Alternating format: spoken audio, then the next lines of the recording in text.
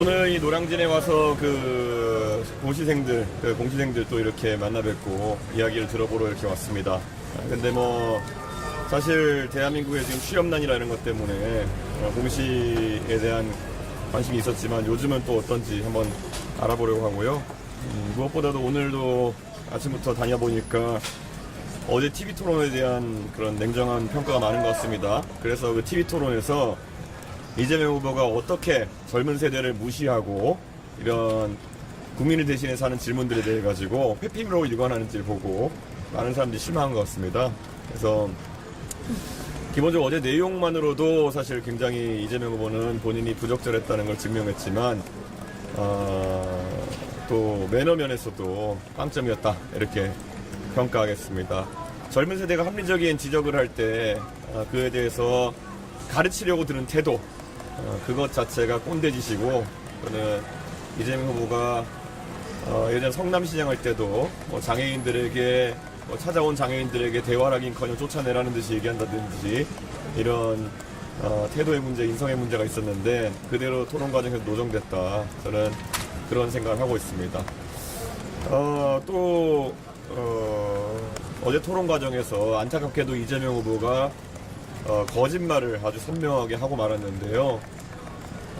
부정선거를 본인이 과거에 신봉하고 수개표나 이런 것에 대한 주장을 한 바가 있는 것이 명확함에도 불구하고 본인이 국정원의 개입에 대한 것을 부정선거라고 했다라고 하는 등의, 이거는 실수가 아니라 능동적으로 지원해가지고 국민 앞에서 거짓말한 거거든요. 그렇기 때문에 거짓말이 일상화되어 있는 후보다 이렇게 생각하고, 어제 계속 이제 주변에서 공직선거법으로 이재명 후보를 고발해야 된다는 주장이 있었지만은 저희 개혁신당 내에서는 정치의 사법화를 막아야 된다는 의견이 우세하기 때문에 저희가 이재명 후보를 고발하기에까지는 이르지 않게 되었습니다. 하지만 우리 국민들께서 이런 거짓말쟁이 후보에 대해서 어떻게 해야 되는지는 잘 아실 것이다 이렇게 생각합니다. 그리고 결과적으로 대한민국은 지금 주요 후보들 중에 부정선거론자가 아닌 사람은 저밖에 없는 상황이 되지 않았나 이런 생각을 합니다. 과거 부정선거를 믿었던 1번, 그리고 아직까지 부정선거론자들과 또 윤석열 계엄 세력과 단절하지 못하는 2번, 이 둘은 명확하게 음모론자적인 그런 성향을 갖고 있기 때문에 선택지가 아니다. 그래서 이제는 유일한 상식의 선택은 기호 4번이다 이렇게 말씀드리겠습니다. 질문 네. 1차에 비해서 이번 2차 토론 어떻게 평가하시는지, 그리고 좀 지지율 목표치 어느 정도 보시는지.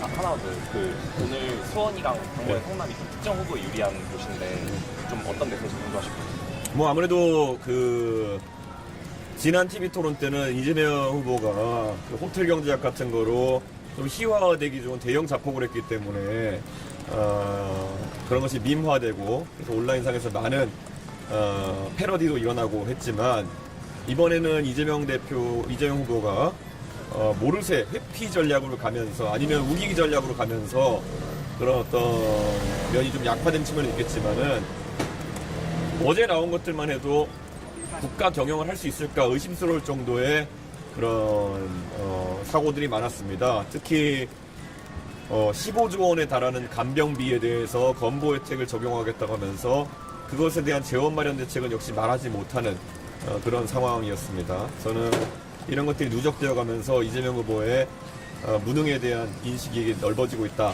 이런 생각을 합니다.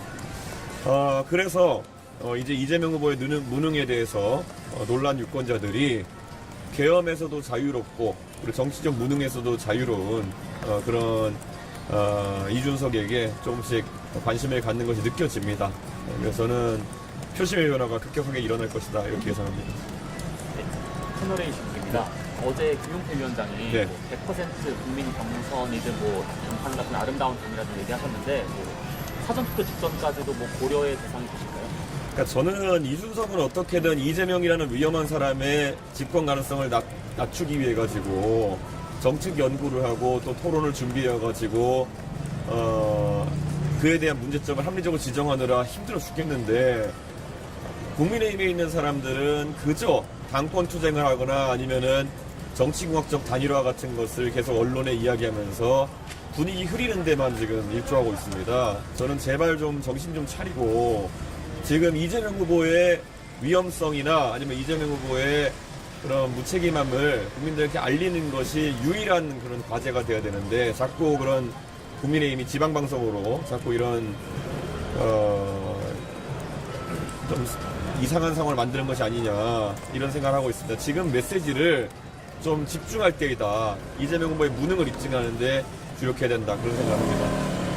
아까 나왔던 얘기긴 한데 이재명 후보의 정치적 고향이라고도 하는 수원과 성남에서 오늘 유세하는 데 특별한 이유가 있습니다. 이재명 후보의 그런 성남이나 수원이라고 하는 곳이 정치적 본거지라도 할 수 있겠지만은 한편으로는 이재명 후보가 마찬가지로 이번에 성남시 의료원에 제가 방문해서도 본 것처럼 행정가로서의 무능이 유능으로 취장되어 있는 그런 공간이기도 합니다. 그래서 그런 부분에 대해서 이야기할 수 있는 부분 또 이야기할 수 있도록 하겠습니다.